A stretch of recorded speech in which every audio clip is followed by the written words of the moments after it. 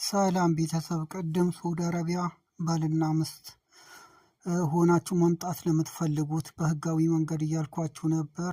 እዛ ቪዲዮ ላይ ብዙ ሰው መስፈርቶቹን እየጠየቃችሁኝ ነበር።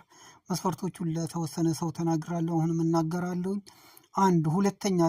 ሁለተኛ እዚህ ሳውዲ አረቢያ ሆናችሁ ካምፓኒ ላይ ነቅል ማድረግ የምትፈልጉት ማለት ነው፣ ከውጭ ነቅል ማድረግ የምትፈልጉት ሾፌሮች ካላችሁ አሁንም በዩቱብ ላይ ባለው ቁጥሬ አናግሩኝ። ብዙ ሰው የምፈለግ ታማኝ ካምፓኒ አለ እና ዝርዝርና መስፈርቶቹን በዋትሳፕ ጠይቁኝ። ወደዚህ ወደ እንትን ስመለስ ባልና ሚስት ሆናችሁ ነው የምትመጡት።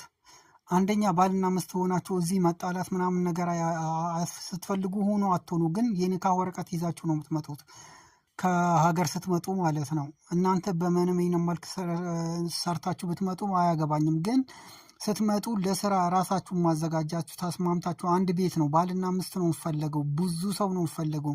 የምትሰሩት አንድ ቤት ነው፣ ወንዱ በሾፌርና ሴቷ ደግሞ በጽዳት ማለት ነው፣ ልክ እንደኔ። እናም መስፈርት ምንም የለውም።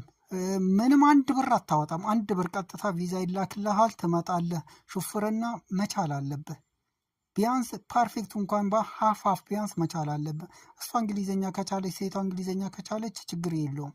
ካልቻለች ደግሞ ያው አረበኛ እየለመደች ትሄዳለች ማለት ነው። እና ይሄን ይመስላል ቤተሰብ። ለእህት ወንድሞቻችሁ እዚህ ላሉት እዚህ ለመኖሩት ለወንድሞቻችሁ እህቶቻችሁ ቪዲዮውን ሼር አድርጎ አዳርሶ እድሉን ይጠቀሙ። እና እኔ በተቻለኝ መጠን ለእናንተ መልስ ለመስጠት እሞክራለሁኝ።